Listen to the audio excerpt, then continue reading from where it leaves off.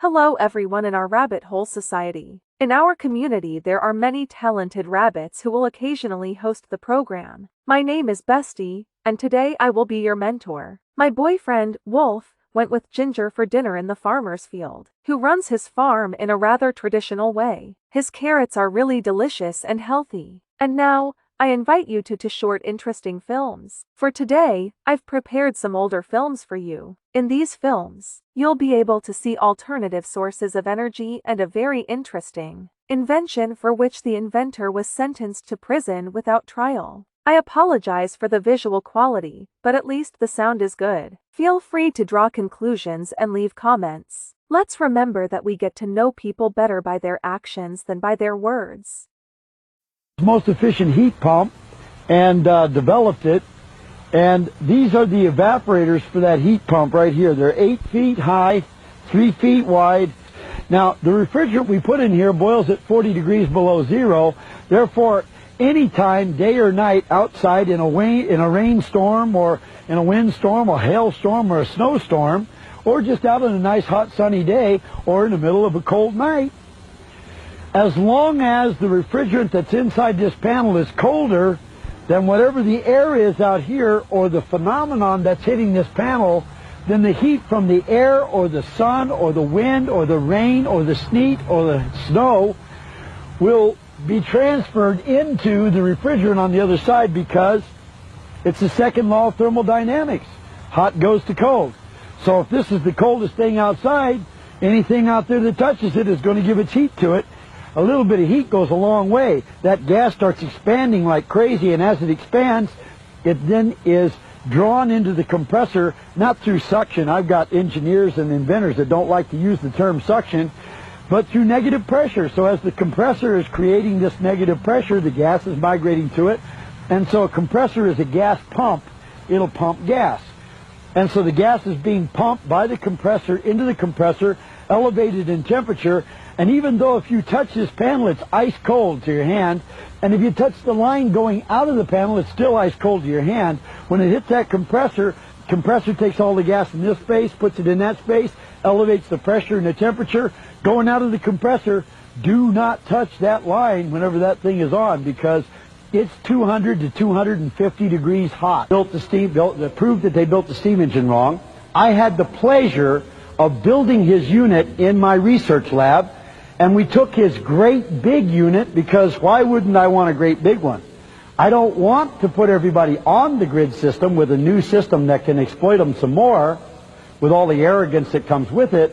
I wanted to give people the opportunity to be totally independent of the grid system. Remember, that was my goal. So we took the big one we had and we scaled it down into a model not much, a little bit smaller than this one. It was a little smaller than this. It was about that long, about 13 inches long, 6 inches in diameter. And that one was going to be big enough to be able to power all the energy you needed for your house, and so I didn't want one bigger than that. I went across the United States of America telling my story.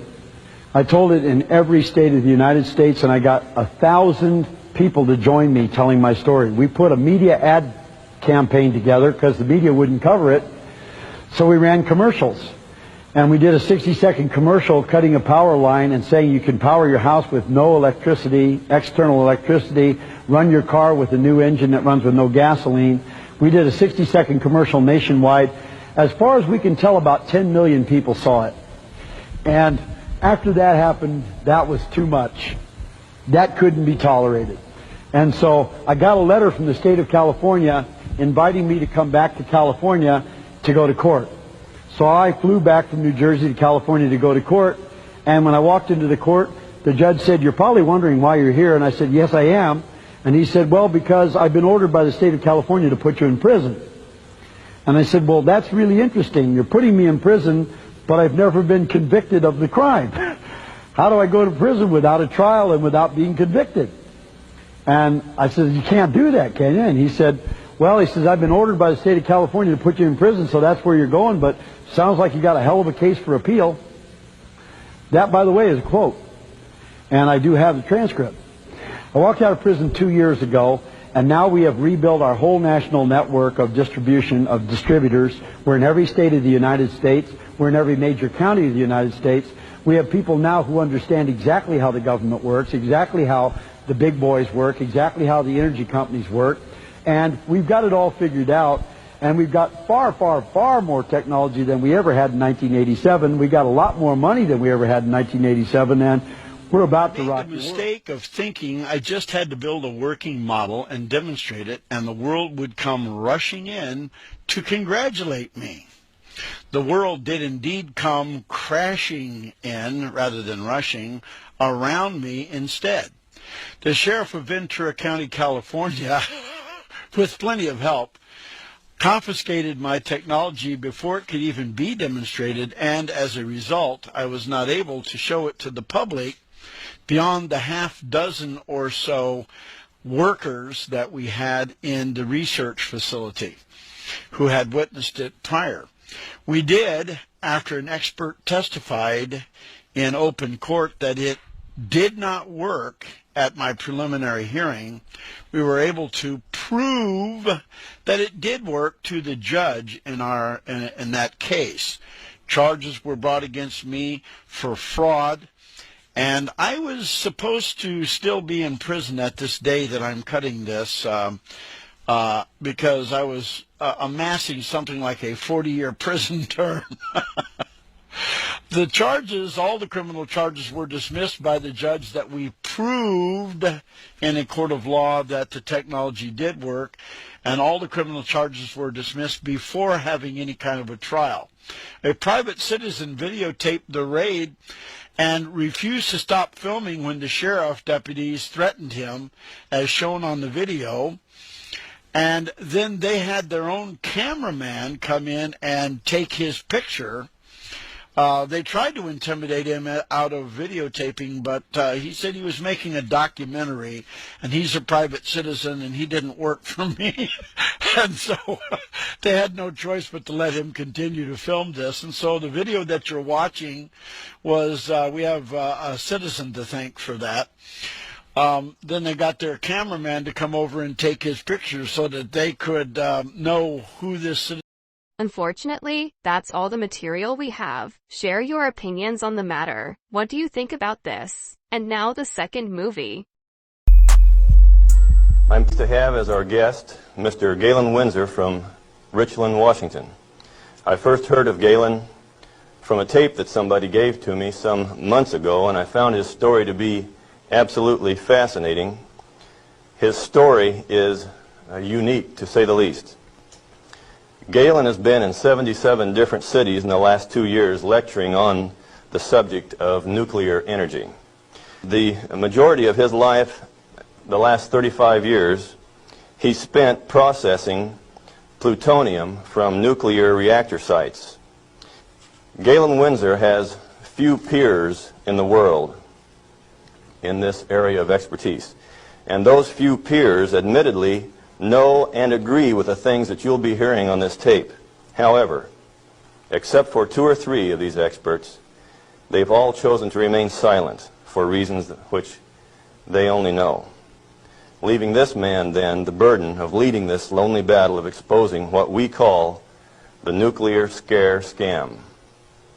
He's without question one of the world's foremost authorities in nuclear radiation measurement, and he's recognized by members of the Atomic Energy Commissions of all the major nations of the free world. Mr. Galen Windsor.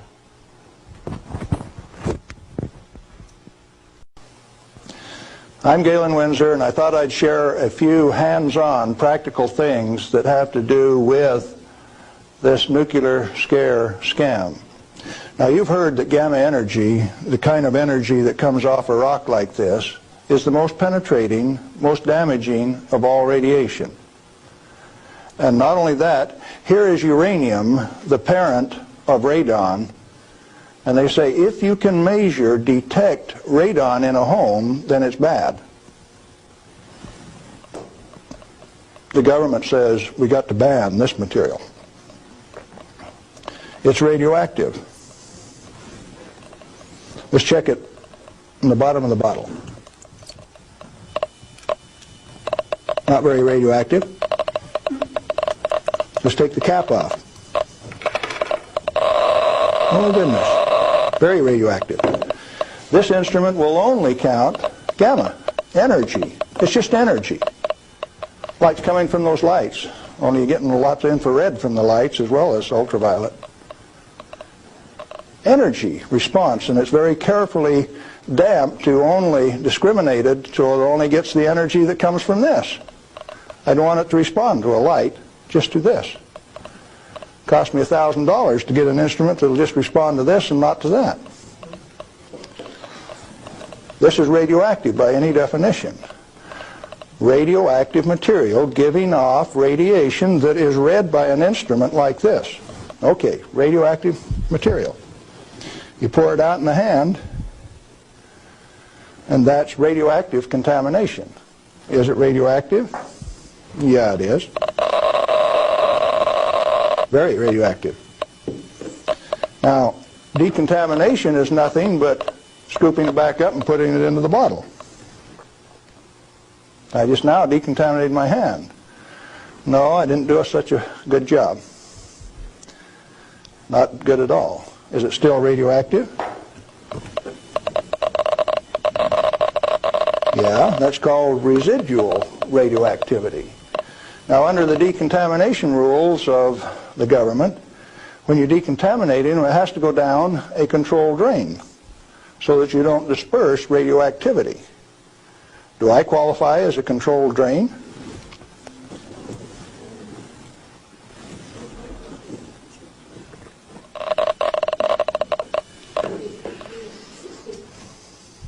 That material that I just ate is not soluble in body fluids. The stuff is so fine that it has no texture to it. Doesn't even feel rough. So it's tasteless, odorless, has no texture. How's it supposed to hurt me? Because I've been eating this on lecture tour for 2 years, the state of Washington felt it necessary to confiscate my uranium samples so that I would be safe. Dr. Fulton from the Hanford Environmental Health Foundation called up and he says, "Hey, I heard one of your guys OD'd on uranium today, Galen." And we talked for a little while and he says, "Oh, that was you."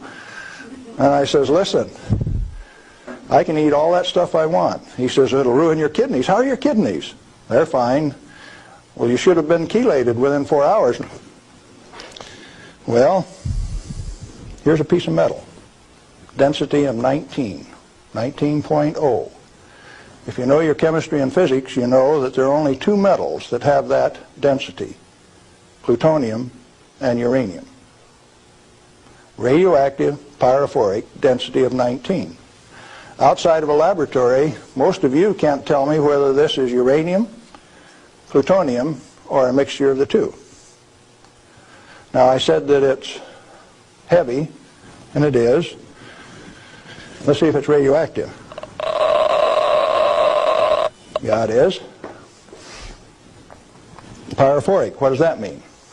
Pyro, fire. Black on the end. The spark that just came off there is pyro, fire, burn. If it's plutonium, I just contaminated this area of Arizona in excess of the EPA's limit for 1 square mile of surface.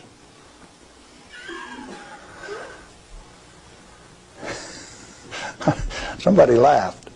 It's serious. The end of progress altogether says that I just contaminated you in excess of the limit for 1 square mile. It's now silver on the end. Tomorrow it'll be black because it self-oxidizes, this black color like this, all by itself.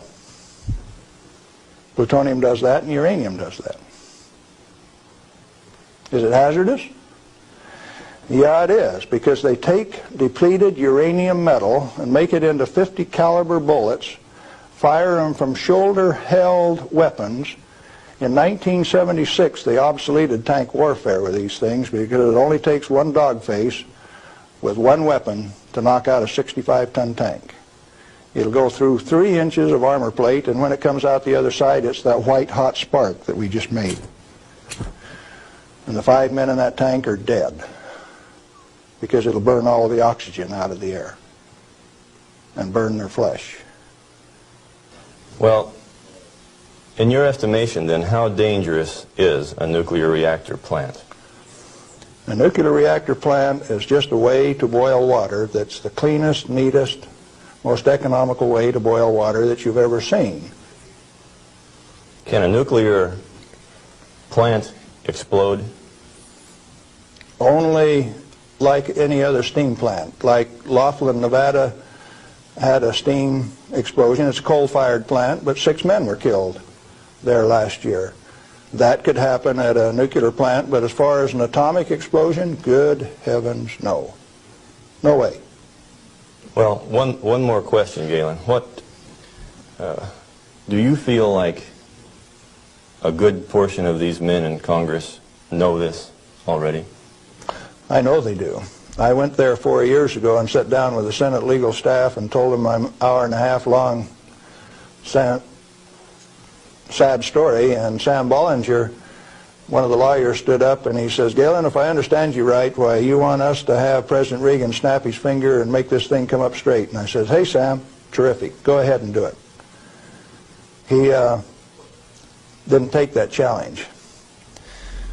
He says, "No, I'll tell you what, Galen, industry likes it the way that it is." A tough carrot to chew on. What do you think about this? Write your comments below, and I invite you to the next movie soon. See you next time.